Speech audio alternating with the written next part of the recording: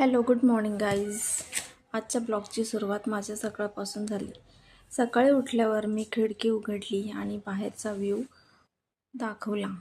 त्यानंतर मी किचनमध्ये जाऊन ब्रश केला. मग घराची छोटी छोटी कामे सुरू केली. झाडू मारला आणि बेड नीट आवरला. त्यानंतर नाश्त्याची सुद्धा तयारी केली.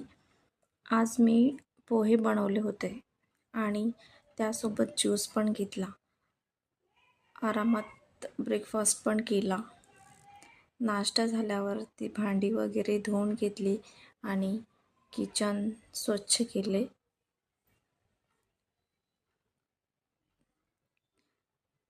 अशी माझी साधी पण छान सकाळची रुटीन असते. कमेंट करून नक्की सांगा ब्लॉग कसा वाटला. थँक्यू. लाईक करा.